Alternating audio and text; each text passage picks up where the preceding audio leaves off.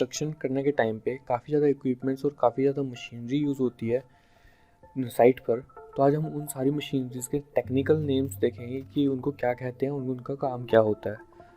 सो चलिए वीडियो को शुरू करते हैं गाइस।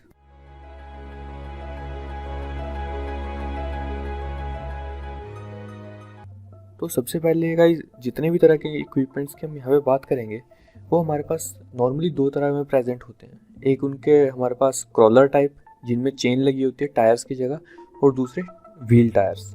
ठीक है, ये हर एक इंस्ट्रूमेंट्स में ये दोनों चीज़ें, दो तरह के इंस्ट्रूमेंट्स आते हैं हम किसी भी मशीनरी की बात करें। और हम कुछ ऐसे इंस्ट्रूमेंट्स डिस्कस करेंगे जो कि सिर्फ हमारे पास मेन पार्ट्स होंगे। ठीक है, जैसे हो होगी, शोवल होगी, एंड वो किसी भी इंस्ट्रूमेंट पे लग जाएंगे, either it will be A tractor और पावर शोवल। तो चलिए पहला देखते हैं, ये है ट्रैक्टर गाइस। ट्रैक्टर नॉर्मली आपने देखा होगा लोडिंग और अनलोडिंग के काम आता है, बट अगर इसके ऊपर हम लोग एडवांसमेंट करके मशीनरी लगा दें और इसके आगे हम शोवल अटैच कर दें तो ये हमारे वेरियस काम में आ जाता है कंस्ट्रक्शन के टाइम पे। ये आपने नॉर्मली कंस्ट्रक्शन के टाइम पे देखा भी होगा, जब हमारी कंस्ट्रक्शन होती है तो ये नॉर्मली ट्रैक्टर वहाँ पे दिखता ही दिखता है। सेकंड अगर हम बात करें, पावर शोवल आता है ये हमारे पास। पावर शोवल का इसका काम क्या होता है, इसके आगे आप देख रहे हैं शोवल लगी होती है। शोवल हम घरों में भी यूज़ करते हैं, नॉर्मली डिगिंग का जो मटेरियल है उसको निकालने के लिए आती है यूज़ में। तो यही है इसका मशीनरी का काम है। इसमें आगे एक शोवल लगी हुई है जो कि काम करता है। ठीक है, ये एक अटैचमेंट है, ये चेंज होकर किसी और मटेरियल में भी यूज़ हो जाती है। अगला अगर हम बात करें तो गाइस ये है ड्रैग लाइन। ड्रैग लाइन जो है हमारे पास यूज़ होती है जब हमें काफ़ी ज़्यादा बड़ा मटेरियल्स को डिगिंग करनी होती है।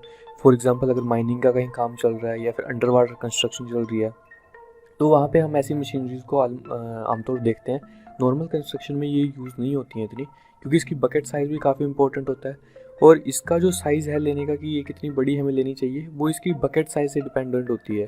ठीक है, एक नॉर्मल जो हमारे पास हो होती है, शोवल होती है, ये उसकी जो बकेट कैपेसिटी होती है 10 टाइम्स ज़्यादा होती है, इसकी कैरिंग कैपेसिटी ज़्यादा होती है। अगर हम सेकंड बात करें गाइस तो ये भी ड्रैग लाइन का ही कंपोनेंट है। ड्रैग लाइन के ऊपर ही ये कंपोनेंट लग जाता है, इसको हम बोलते हैं क्लैंप शेल।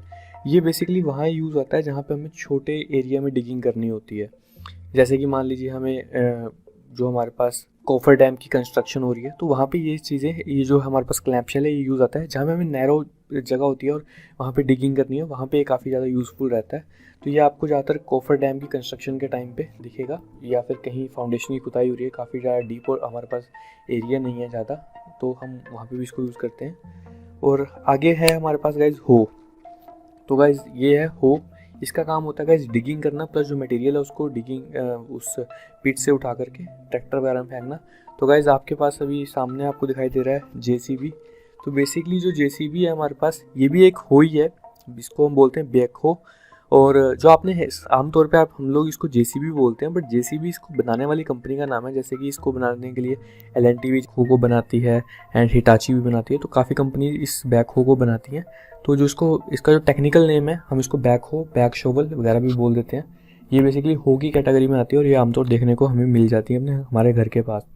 काफ़ी ज़्यादा इंपॉर्टेंट होती है कंस्ट्रक्शन के टाइम पे, बिकॉज इसमें टायर लगे होते हैं तो इसकी स्पीड वगैरह भी काफ़ी तेज़ होती है। अगला है गाइज हमारे पास बुलडोज़र।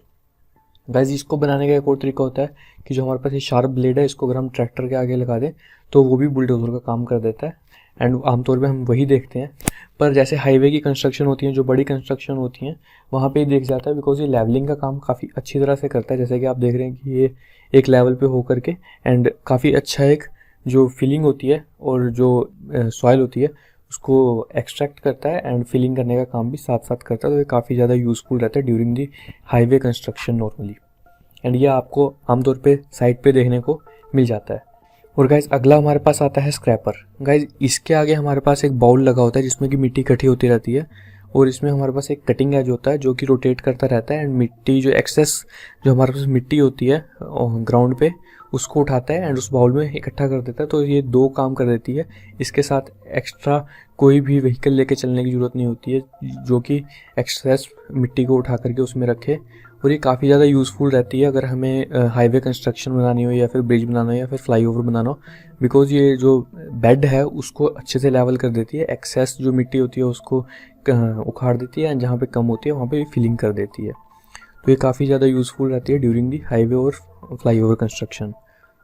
अगला है गाइज हमारे पास ट्रेंचर्स। गाइज ट्रेंचर्स बेसिकली ये कुछ नहीं है, जो हमारे पास स्क्रैपर्स हो या बुलडोजर है उसकी ही आगे की जो अटैचमेंट है उसको हटा करके अगर हम लोग व्हील लगा दें, और या फिर दूसरी आती है हमारे पास लैडर टाइप में, तो अगर हम उनको लगा दें तो हमारे पास ट्रेंचर्स बन जाते हैं। इसकी गाइस खासियत क्या रहती है कि जैसे कि हमें कहीं चैनल बनाना है या फिर हमें फाउंडेशन बनानी है, तो हमारे पास हम ज़्यादा जगह नहीं खोदना चाहते हैं, तो हम लोग सिर्फ इससे कटिंग टूल होता है, ये ज़्यादा उसकी विड्थ नहीं होती है, तो ये काफ़ी ज़्यादा अच्छे से हमारा एक लाइनिंग कर देता है उसकी, एंड काफ़ी अच्छी डिगिंग कर देता है। और काफ़ी ज़्यादा एक ब्लेड होने के कारण और रोटर होने के कारण काफ़ी ज़्यादा जल्दी ये काम में आ जाता है। एंड ये नॉर्मली आपको चैनल कंस्ट्रक्शन में ही दिखाई देता है, जब हमारे हाईवेज़ के साइड में चैनल या कंस्ट्रक्शन होती है तो ये वहीं पे ही नॉर्मली दिखाई देगा आपको। अगला है गाइस हमारे पास मोटर ग्रेडर्स। ये आमतौर पे आपने हाईवे कंस्ट्रक्शन पे देखा होगा। इसका काम होता है गाइस जो फिनिशिंग का काम करना और एक्सकवेशन का काम करना। बेसिकली इसका जो मेन वर्क होता है वो फिनिशिंग देना होता है। जब हम लोग पूरा बेड रेडी कर देते हैं तो इसको हम चलाते हैं, और जो इसके नीचे शार्प ब्लेड लगा होता है उसका काम होता है कि वो लैंडफिल को अच्छे से जहाँ पे उसको ज़रूरत है वहाँ पे एक्सकवेट कर दे, और जहाँ पे ज़रूरत नहीं है वहाँ पे फिलिंग कर दे। सो यही थी आज की हमारी video. Thanks for watching this video guys.